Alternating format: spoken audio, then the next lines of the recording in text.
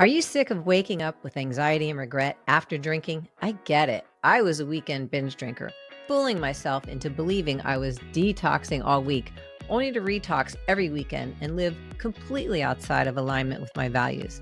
As a former personal trainer who cared about health, that disconnect pushed me to finally make a change.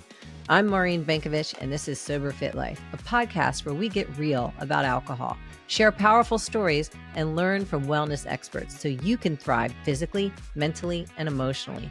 Let's get sober fit. Have you ever Googled, "Am I an alcoholic?" Me too. And here's the thing, it's not a helpful question. Those quizzes just slap on a label. Yes, you are. No, you're not. But what if it's not about the label and more about how drinking actually makes you feel? That's why I created Am I Drinking Too Much? It's the quiz I wish had existed when I was searching.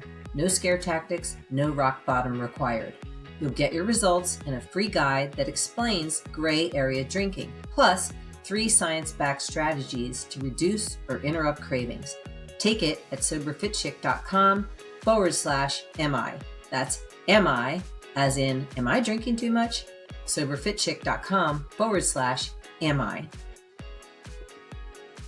Welcome to another episode of Sober Fit Life. You know, on Sober Fit Life, I often share and talk about how challenging it can feel when we're first thinking of reevaluating our relationship with alcohol. It can feel overwhelming, but I also share on the other side of alcohol, all the beauty and the joy and the passion and rediscovering life in a whole new way.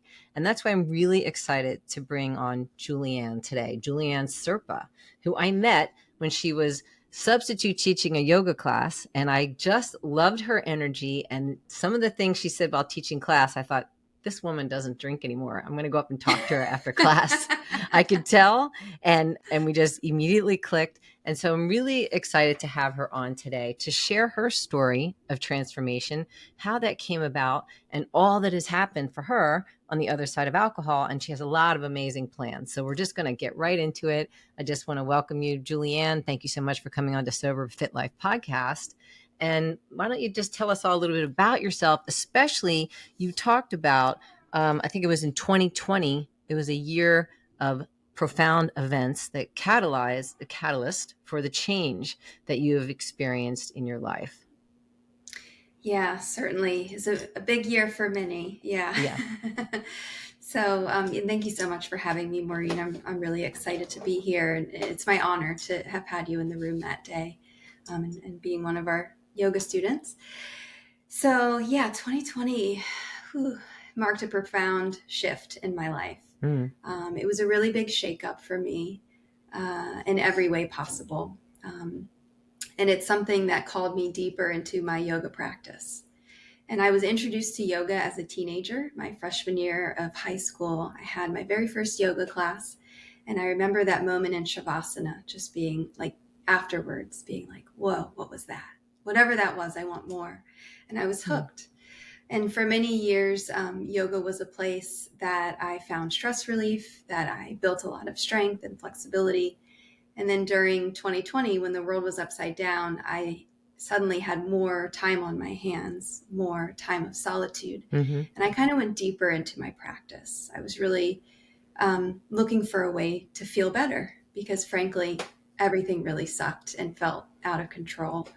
And my normal coping mechanisms weren't quite doing it for me. So I kind of turned to yoga and my teachers looking for answers and looking for comfort and stability in a very rocky time in my life. What were your normal coping mechanisms at that time?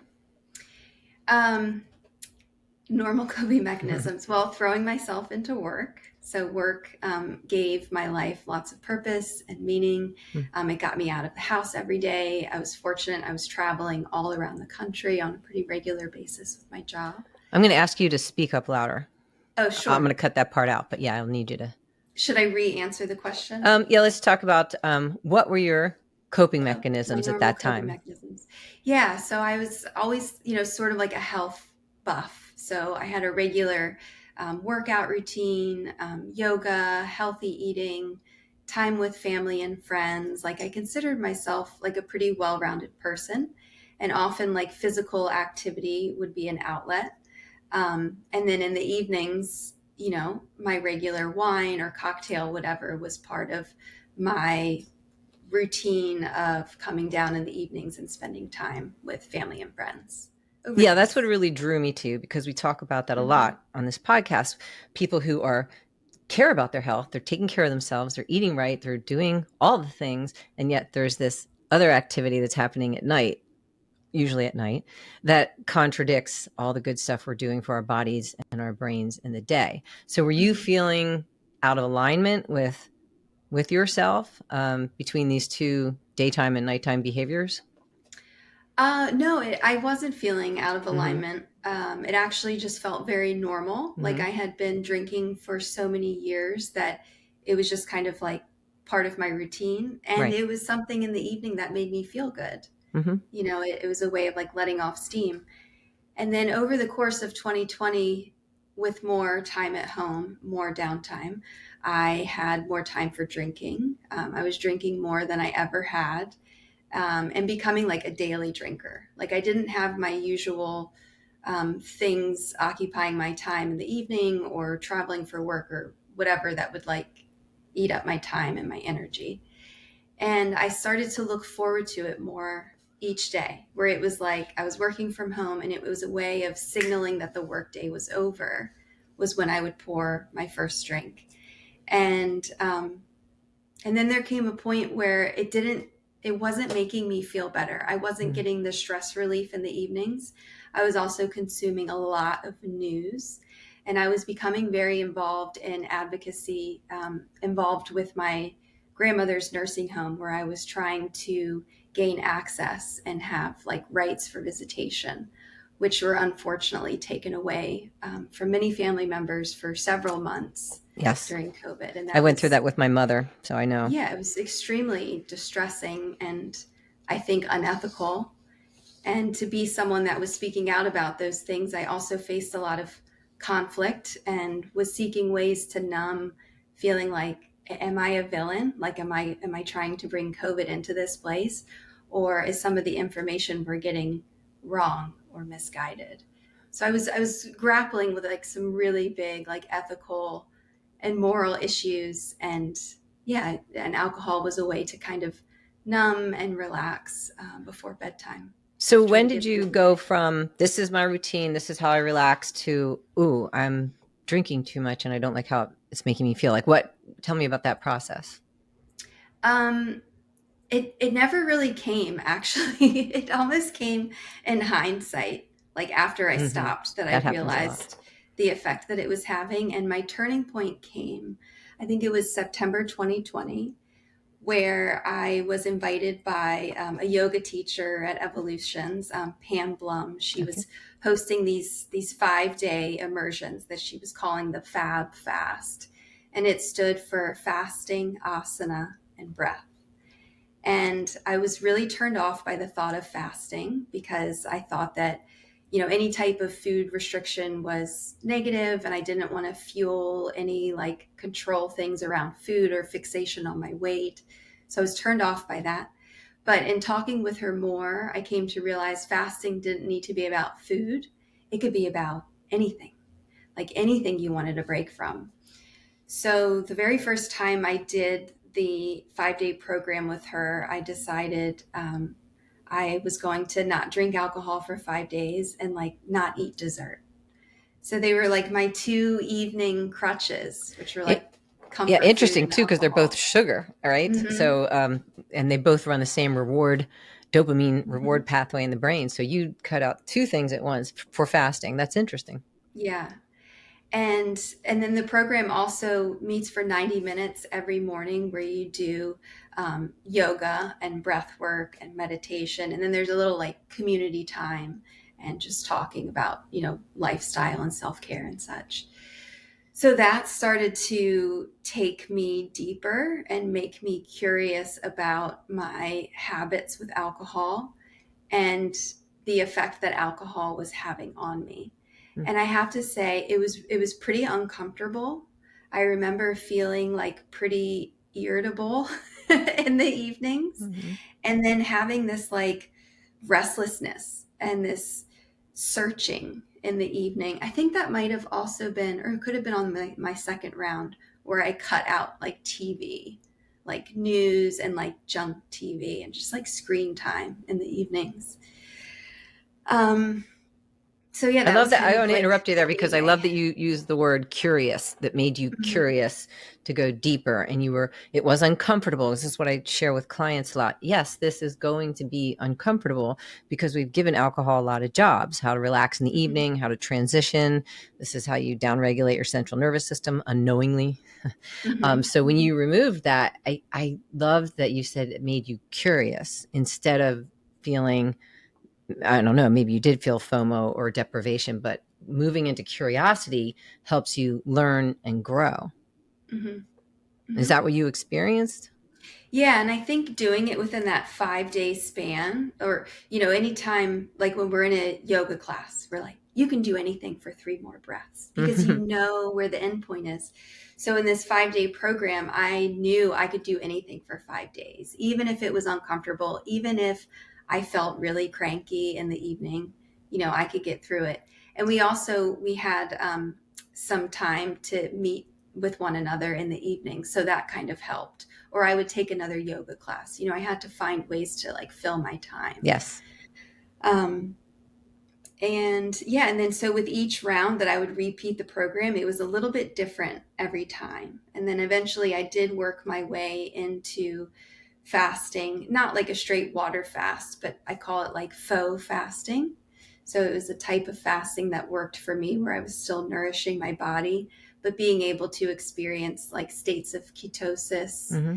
feeling what that was like for my brain to run on ketones, and just starting to feel like my body is a laboratory.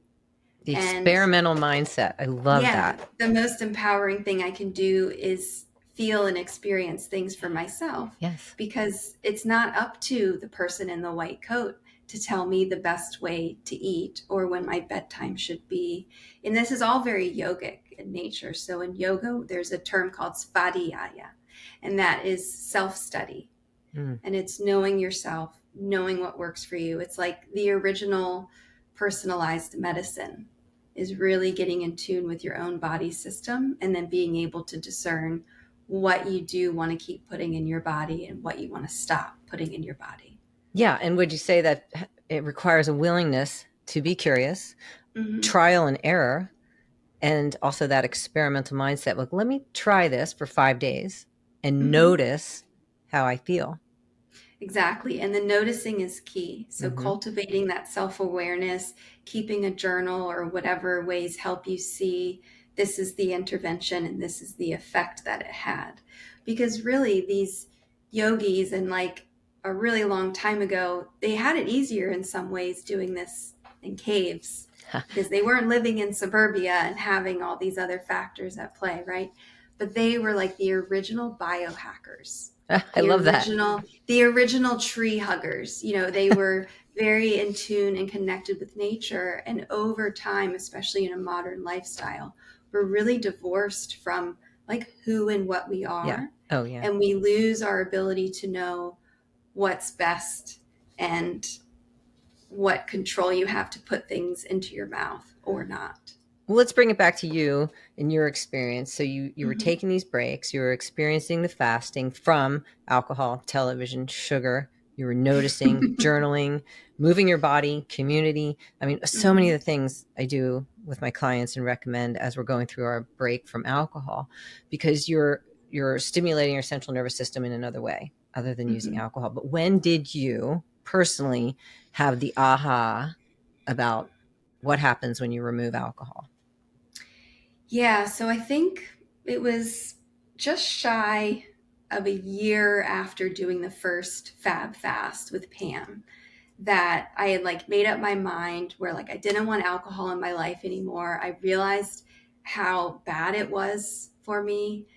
There was some things that I liked about not having alcohol in my life, but then the thing that was really hard is that I was lonely. Hmm. And then like there was like this sadness and loneliness because I felt like I couldn't fit in with the people and the things I used to do, because I realized they weren't that fun without alcohol. And I really missed having alcohol to like make things more fun. It was really eye-opening. And then I started to wonder, like, am I an alcoholic? And I went through this period of wondering if I was an alcoholic. And actually a turning point came. I was afraid of going to an AA meeting because I was embarrassed. I didn't even know if I was, because I had no problem not drinking, but I was sad and it didn't feel good. And all these things that I heard about, like people feeling really good and clear and losing weight once they stopped drinking, those things weren't happening to me. Like in a lot of ways, I felt worse. So there's a type of 12-step meeting called Y12SR, which is yoga for 12-step recovery. Yes. So I made my way to one of those classes, which was also hosted at Evolution. So it was like, it fell in my lap, this thing to try. And it was really great being there because yoga is my home. Like I feel at home on my mat. And then these people in the room, I was just so moved by like the honesty and the heart in the room. But then I also realized that I definitely wasn't an alcoholic. And I remember talking to a lady. Can I stop you? What did that mean for you? Because I think it's so important, because we've been brought up and conditioned to label ourselves as an alcoholic or a normal drinker, right? And so you are now experiencing, well, wait a minute, there's a gray area here. I mean, I'm not an alcoholic, quote unquote, what we've learned you must be if you're going to change your relationship with alcohol. But now you're learning, well, I'm a person who it's no longer serving me. So, how did you reconcile that? Because I think this is such an important point, because that label holds so many people back because of the fear, like you just mentioned. If I go there, that means I have a problem. When really you're recognizing, I don't like what it does to me and how I feel. So how did you get to the place where you didn't need to label yourself, but you still felt like, I don't want to drink anymore?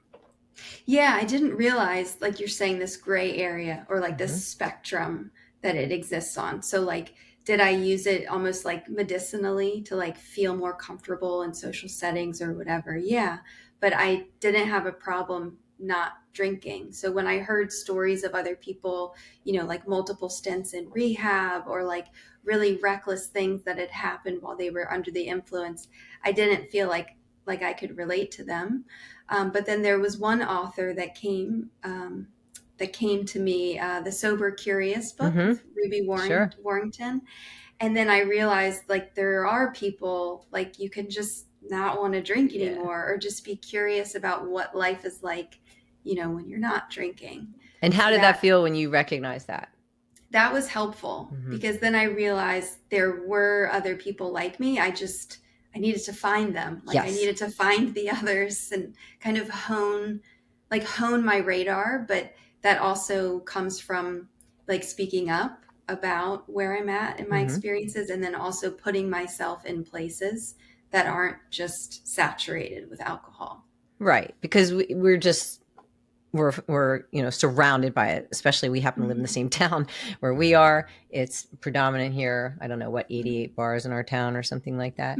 And and we're just surrounded by it. And so it makes sense that at first you feel a little bit lonely because you're removing yourself from this whole culture and sort of looking at it from the outside in. But what I love is you kept going and you found your people on the mat in a class, and you moved through the uncomfortableness, I guess is what the point I want to make. Just like you teach us in yoga when we're in a pose and you ask us to continue to hang out there and to breathe, it will subside. We will adapt. All those lessons in yoga, don't you think they apply here?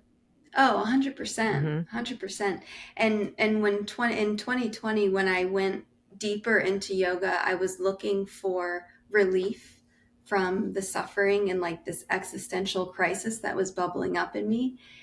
And what I realize now is that yoga is not about removing the suffering. In fact, I was very naive at the time. I didn't realize that diving deeper into breath work and into meditation, it's not necessarily about feeling good. And it can bring up lots of things that are very uncomfortable.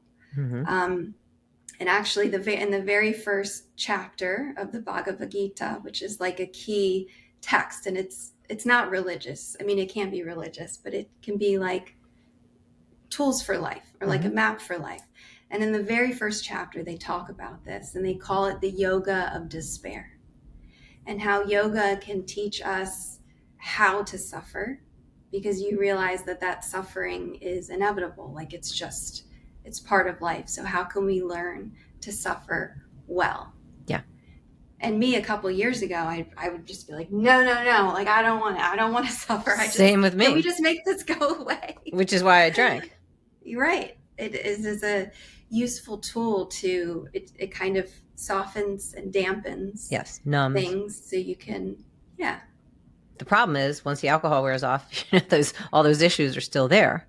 Exactly. Right. So that is so interesting that you found your group, I'm going to say your tribe, on the mat. Now that was going on, and also you had a health crisis. I'm not sure the timing, but can you share a bit of that too, how that all plays into your journey? Yeah, so I have, and especially in the last few years, I've been. I hear some dogs barking somewhere. Oh, is it picking it up a lot? Should I put her away? Yeah. Yes. Okay, let me pause for a moment. Okay. And I'll hold that thought.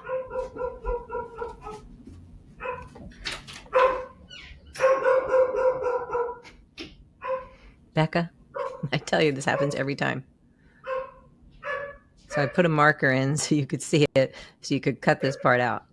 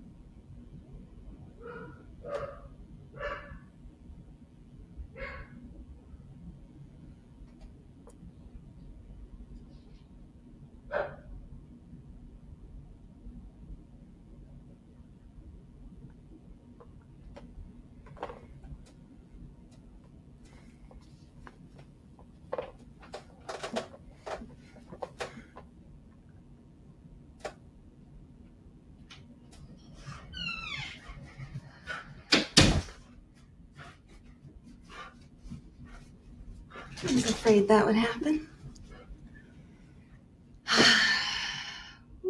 Is he in there? In your room with you? Yeah, she's probably better off here. Okay. Yeah. Okay. I love dogs. I usually, though, if mine's not quite. So I'm recording this whole time. I have to have my editor cut it out. So, so I want to go back to, because I want you to weave in your health story. Oh, you're talking about the health. Yeah. Health crisis. And so I'm not sure whether, because I want to talk about what catalyzed your shift in your relationship with alcohol. So it was 2020, COVID, all of that, your awareness. But did your health journey play into this in your relationship with alcohol? No, I was pretty ignorant about it, actually. So when did that happen? That's just been within the last couple of years. Okay. Yeah, it was after I'd already stopped drinking. Okay. That I realized how important it was for me to really not drink anymore. Yeah. Okay, then I'll bring it up that way, because I want to make that connection, because it's so important for people to understand. So let's go back to then. Okay, I'm going to ask you, you said that yoga helped you cultivate your self-awareness. And how did that around alcohol? So how did yoga help you cultivate your self-awareness? Is that a good question for you? The question we left off was how my health issues played into. But I want to, since it didn't play into your, right now, I'm trying to get to when you came, you stopped drinking, making these changes, and you were just saying you found kind of alone. Now you found some people, and then we can, I guess the way I want to bring your health stuff into is, okay, so now you stopped drinking and you had a health crisis. And and you realize how important, is that what you're saying? Then you realize, wow, did you realize like it's a good thing I'm not drinking, or like? Yeah, it made it like, yeah, I'll be able to say how the last couple years played it because I've had half a dozen surgeries. So Okay. as my body has gone through trauma, I realize how important like fuel is and nourishment for my body to heal from the trauma of surgeries. Okay. So I'm going Yeah. to pick it up with that same question. Now I understand where we're going. I wasn't sure if that was part of your journey in stopping. Yeah. And I think it's important too. My Y12SR participation was very brief That's okay. because yeah, I Yeah. didn't yeah Yeah. identify so much with the group in there. Just that you like found some people you didn't feel alone. That's the Yeah, whole yeah, point. Like, I'm always thinking from a perspective of people that are listening often feel alone. yeah. It gets uncomfortable. They quit. They go back to drinking. So you're like pointing out all this stuff, how you persisted, which I think is such Hmm. a good point. But I'm going to pick it Hmm. up with your health question now that I understand more of the timing. Where's that doggy? She is nervous with all these people. It's okay, Koki. Okay, here we go. You ready? Okay. Okay. So also, you shared with me that you went through a major health crisis. And from what I understand, this was actually after you had stopped drinking. But Mhm. how did that health crisis give you even more of a perspective on living without alcohol in your life? Yeah, so I learned in my 20s that I carry the BRCA2 gene mutation, which greatly increased my risk of having breast and ovarian cancers. So, with the guidance of my doctors, I decided to have these risk reducing surgeries, which included Mm. a mastectomy and a salpingo-oophorectomy to remove my ovaries. So, just in the last couple of years now, since I basically stopped drinking in like 2020, 2021 timeframe.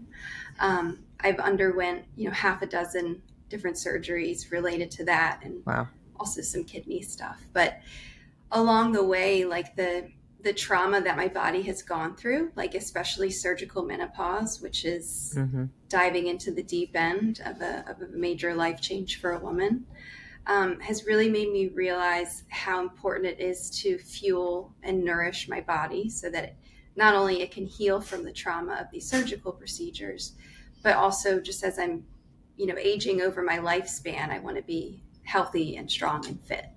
Yeah. So you had a new perspective without alcohol, how important it is to take care of your body, even more than you thought you were doing back in the day when you were working out and still drinking. Hmm. Yeah, I had that Yeah. experience too. As I age, especially, I'm so glad that I don't drink. And I think about my long-term health care, which it sounds like Hmm. all those surgeries had to be very traumatic emotionally and physically.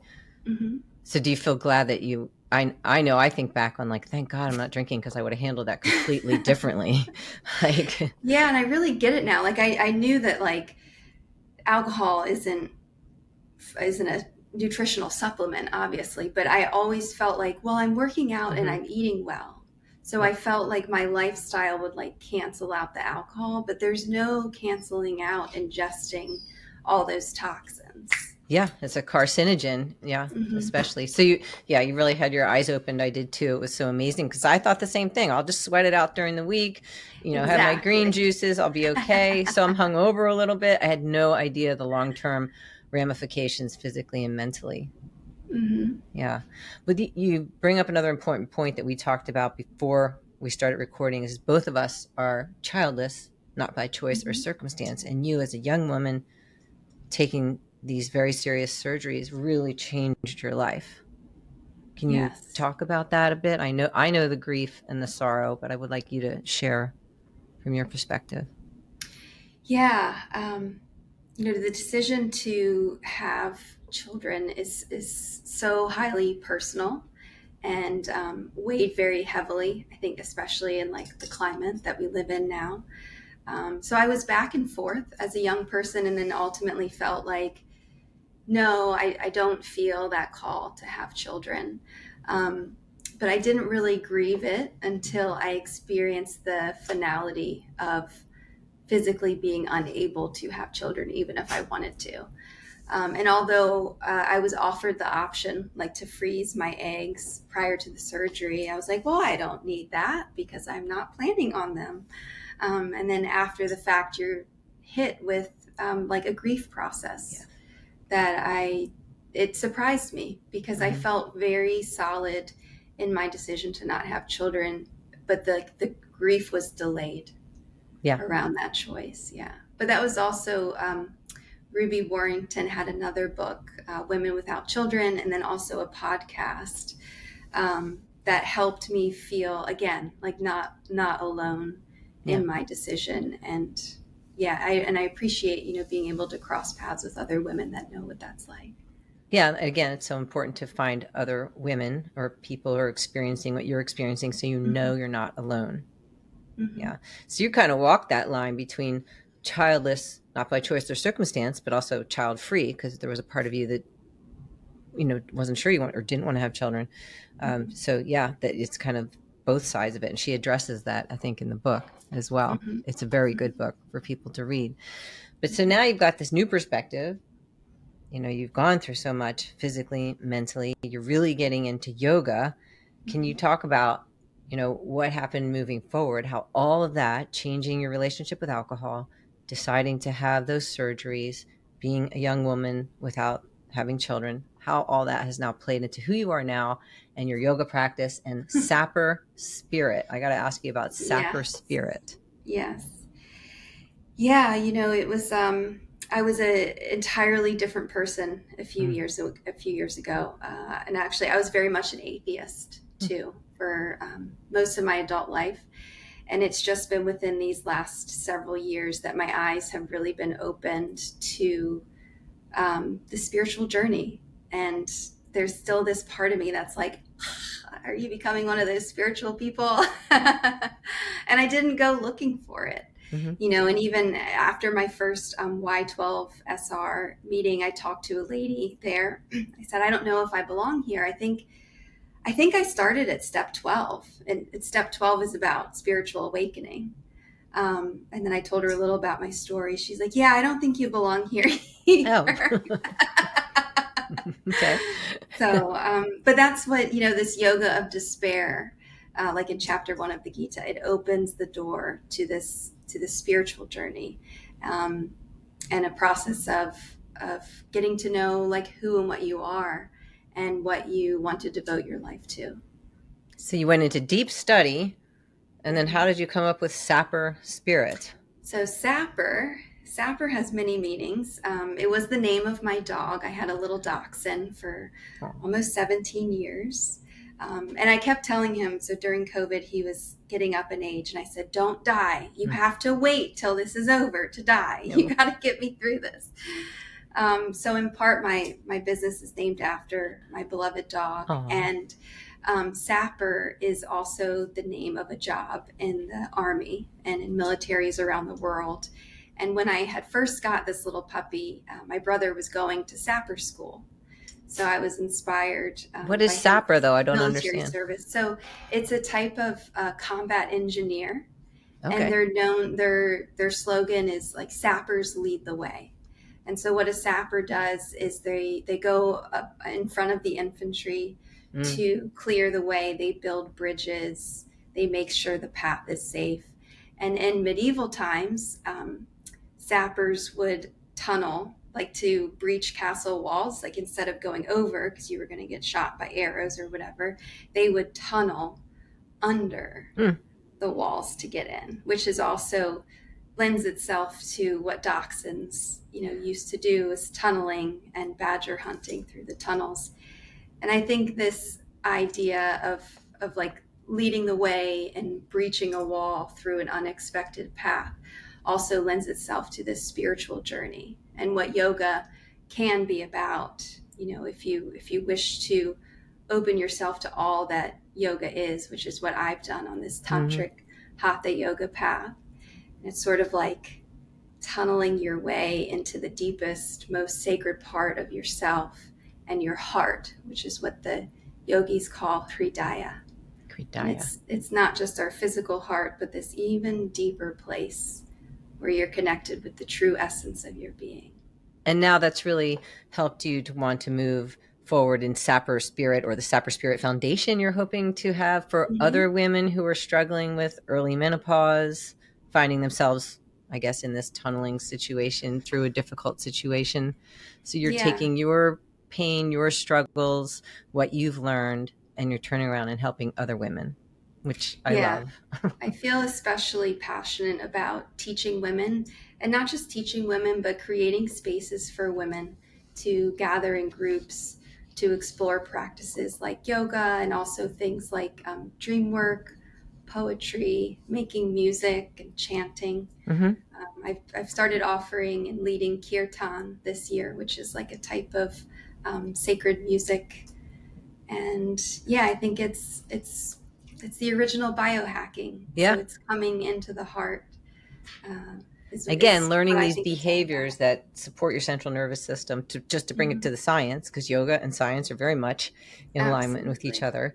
Hmm. All these other things that you can do to help increase your feel good neurotransmitters, just put it in those terms, Hmm. to take care of yourself, to nourish yourself. So, what would you wish more women understood about how their habits, stress, or alcohol use affect their long term health and vitality? What do I wish more women knew? Mm-hmm.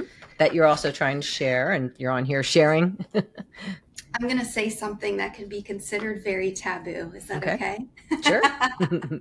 We love that here. Maybe don't trust your doctor. Oh, that's not taboo here. I mean, I think that, Do your homework, do yes, do your your homework. study, do your self study on yourself. Be very careful about Mm, outsourcing anything about your physical, mental, emotional, or spiritual health to anyone in a white coat. And it's not even about white coats, they could be in an orange robe, it could mm, be anyone that's outside of you. Be very careful. And I would encourage everybody to really spend time with themselves, spend time in community, and explore, mm-hmm. and have your laboratory, have your interventions, and then observe what they do, and then decide. Yeah. And be relentless in your pursuit for wellness, Which it sounds because like you have been. I mean, you're living absolutely. this. So you're not just offering up these words. You have done it. You are living this and you continue to live it. Hmm. Yeah. Hmm. And what would you say and share around alcohol, what you've learned, even as a woman who was working out, eating right, taking care of yourself? What could you share Mm. with the women who are doing the same?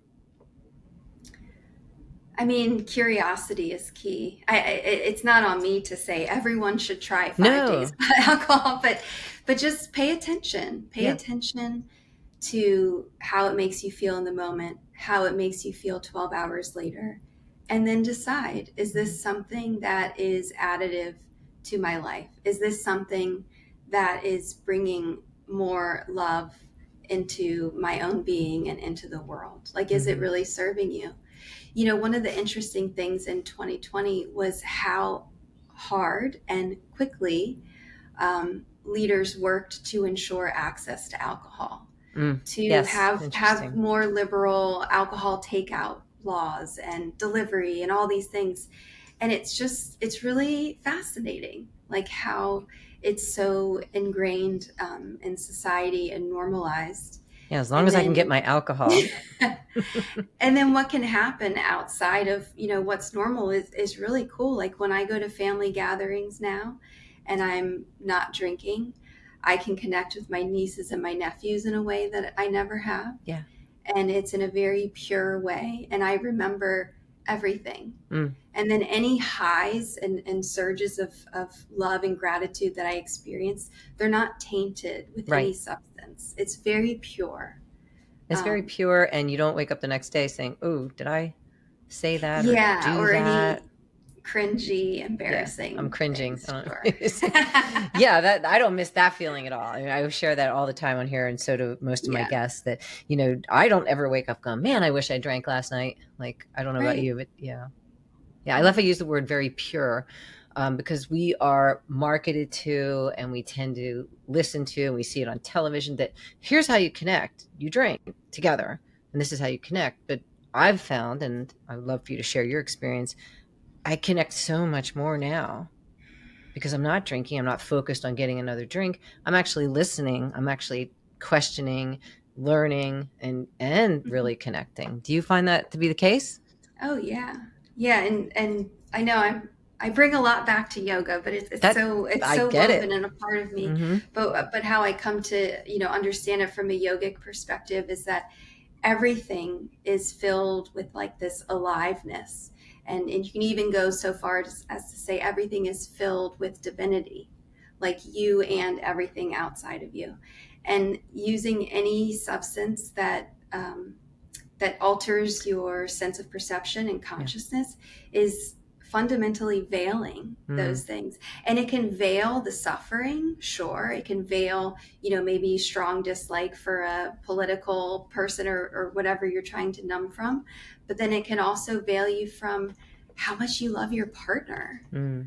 or how much you love a sunset, or Yeah. whatever sensations make you feel alive. They're being altered by things that you put in your system. It's such an important point because alcohol cannot selectively numb, is what I hear you Mm-hmm. saying, and it is true. Mm-hmm. So, and all those things you might be numbing from, those are all temporary, right? That political Mm-hmm. person is still going to be there. That situation is still going to be there. The fact that you and your husband might be arguing is going to be there, and Mm-hmm. alcohol doesn't change any of that. It just temporarily numbs you, and it changes your brain chemistry so the things that used to give you joy don't feel so full of joy anymore. Mm-hmm. It cannot selectively numb. So I love that you're saying that. Veiling is the word you used. Yeah. Yeah. Yeah. And so tell us about your Sapper Spirit Foundation, that for teaching, you want to teach other teachers sort of like all of this wisdom you've gained and your experience. Tell us about that. Is it in the Yes. works, I think? So it's a long-term vision. Mm-hmm. Mm-hmm. But right now, yeah, I'm just working on. I call myself a teacher of yoga and other wonders. So Wonders. I teach from the Prana Kriya, or like Kripalu yoga lineage. And it's wonderful that yoga is available, freely on YouTube and on Zoom, etc. But there's something to be said for highly skilled teachers that work with students in community, hands-on, Mm-hmm. in a shared space, as I'm sure you experience, as a regular practitioner. There's something to those spaces, and I'm afraid they're being lost. Yeah. And there's, even this move for like AI teaching, Oh, and gosh. AI can spout out all kinds of cues and poses and sequences, but does the AI have heart? Can it discern like where a student is, emotionally or energetically on their path, and how best to support them, or, create a space for them to explore? So, long term, I want to ensure that in-person authentic yoga instruction is available to, as many people as Mm-hmm. possible, and that these ancient teachings are not lost forever in favor of, short form content and on-demand yoga Yeah. classes. Keeping it pure again. Mm-hmm. I did not become a regular practitioner of yoga while I was drinking. No, I Mm. didn't want to do that. But it wasn't until after I stopped drinking that I recognized again how good the whole breath work movement, learning how to adapt. But I will tell you, I've never experienced until Julianne's class that she brought in this instrument. You have to explain it. Mm. As a Mm-hmm. non-yogi, I'm going to butcher it if I try. But it was so cool. At the end of the class, you played this. It looked like an accordion type thing, and it was beautiful. And Mm. the feeling that washed over me, I was surprised. I didn't expect, and I think that was beautiful. Certainly not something an AI could bring to your class. So Yeah. could you share with that a little bit? Well, I'm so curious. What did you feel when I played? Oh, I just loved it. I felt relaxed, and Mm. I think music affects you differently than at least me. Anything else? I felt very emotional, Mm. like a release. Yeah, I really loved Yeah. it. So this instrument, it's called a harmonium.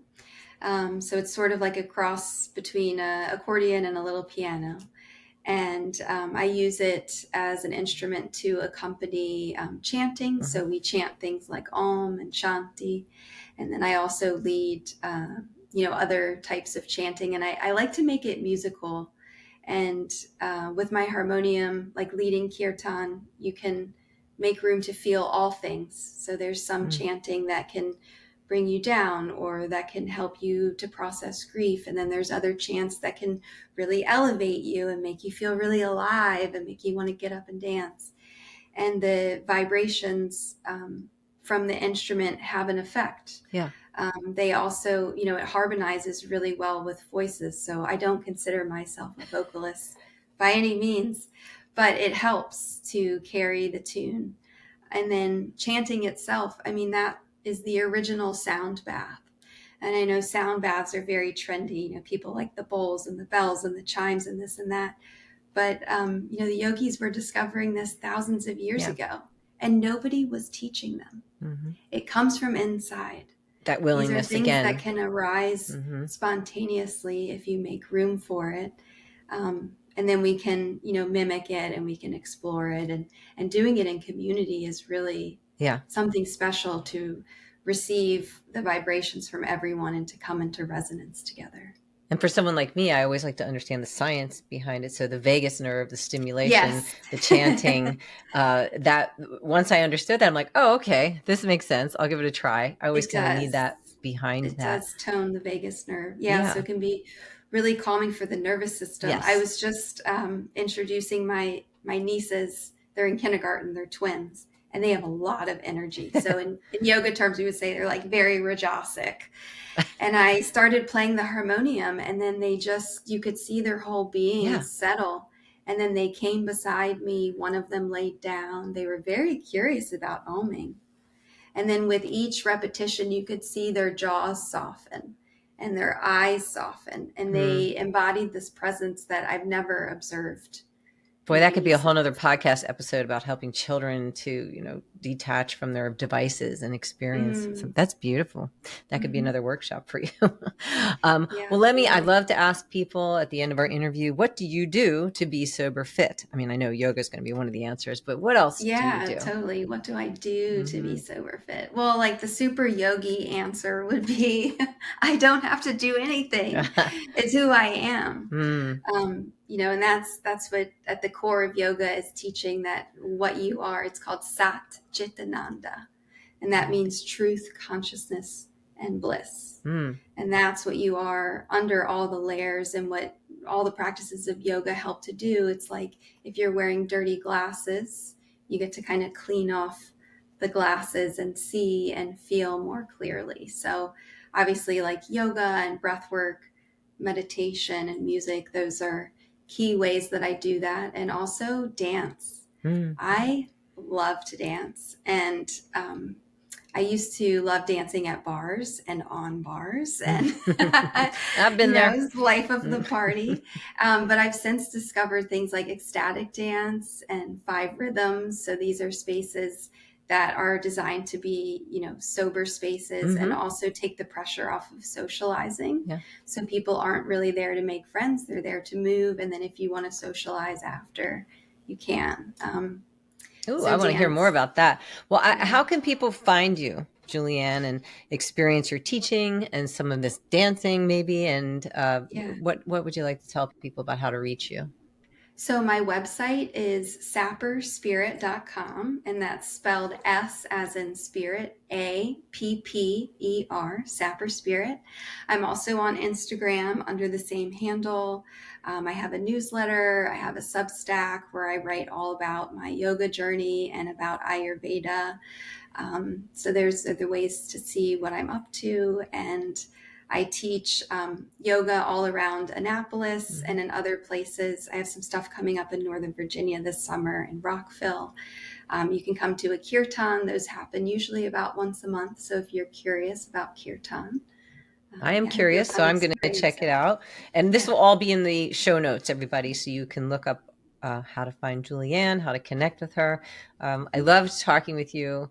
And I can never say the Sanskrit words. Is that what it is? Sanskrit? Am I saying the right? Yoga? Tomato, Sanskrit. So, see, I can't even say scholar, that. So. Okay. But I always think it's interesting to hear the meaning behind them. But yeah, I love your energy, and I hope to connect with you again in person. And thank you so much for being a guest on Sober Fit Life podcast. Yeah, so glad to be here. Thank you. Have you ever Googled, "Am I an alcoholic?" Me too. And here's the thing, it's not a helpful question. Those quizzes just slap on a label. Yes, you are. No, you're not. But what if it's not about the label and more about how drinking actually makes you feel? That's why I created Am I Drinking Too Much?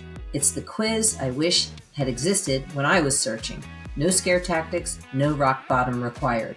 You'll get your results and a free guide that explains gray area drinking, plus 3 science-backed strategies to reduce or interrupt cravings. Take it at soberfitchick.com/mi. That's MI, as in, am I drinking too much? soberfitchick.com/mi.